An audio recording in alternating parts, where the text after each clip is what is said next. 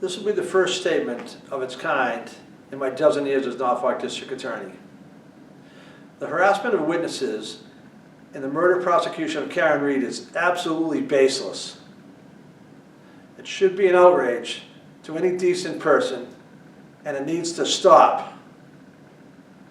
Innuendo is not evidence. False narratives are not evidence. However, what evidence does show is that John O'Keefe never entered the home at 34 Fairview Road in Canton the night he died. Location data from his phone, recovered from the lawn beneath his body when he was transported to the hospital, shows that his phone did not enter that home. 11 people have given statements that they did not see John O'Keefe enter the home at 34 Fairview that night. 0 people have said that they saw him enter the home. 0. No one. Some have, without any evidence, pointed to 18-year-old Colin Albert, a nephew of the homeowner, and accused him of attacking John O'Keefe as he entered the home. But phone evidence shows O'Keefe never entered the home at all. Testimony from witnesses tell us that 18-year-old Colin Albert had left his uncle's home before John O'Keefe and Karen Reed had arrived outside the residence. There was no fight inside that home. John O'Keefe did not enter the home. Colin Albert, the young man being vilified, was not present when Reed's vehicle and John O'Keefe arrived on the street. This is a false narrative. Colin Albert didn't commit murder. Jennifer McCabe, Matthew McCabe, and Brian Albert. These people were not part of a conspiracy and certainly did not commit murder or any crime that night. They have been forthcoming with authority, providing statements, and have not engaged in any cover-up. They are not suspects in any crime. They are merely witnesses in the case. To have them accused of murder is outrageous. To have them harassed and intimidated based on false narratives and accusations is wrong. They are witnesses doing what our justice system asks of them. The autopsy of John O'Keefe was conducted by a forensic pathologist from the Office of the Chief Medical Examiner. The doctor found that the injuries that left John helpless in the cold were not a result of a fight.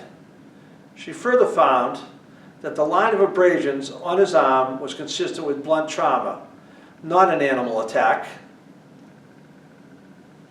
A grand jury of everyday citizens heard the documented evidence and testimony before making a decision. The subject of that murder indictment enjoys the constitutional presumption of innocence. Why should the witnesses who have committed no crime be afforded less by members of the community? They should not be harassed for telling the government what they heard or saw. I'm asking the Canton community and everyone who feels invested in this case to hear all the actual evidence at trial before assigning guilt to people who have done nothing wrong. And certainly before taking it upon yourself to harass citizens who evidence shows have done nothing in this matter but come forward and bear witness. We try people in the court and not on the internet for a reason. The internet has no rules of evidence. The internet has no punishment for perjury. And the internet does not know all the facts. Conspiracy theories are not evidence. The idea that multiple police department, EMTs, fire personnel, the medical examiner, and prosecuting agencies are joined in or taken in by a vast conspiracy should be seen for what it is, completely contrary to the evidence and a desperate attempt to reassign guilt. Michael Proctor, the state police trooper, being accused of planting evidence outside 34 Fairview Road, was never at Fairview Road on the day of the incident. Proctor and his state police partner traveled together the entire day while other officers were processing 34 Fairview. Trooper Proctor was not there and did not plant evidence at 34 Fairview Road. In addition to having no opportunity to plant the evidence, as has been suggested, Proctor would have no motive to do so.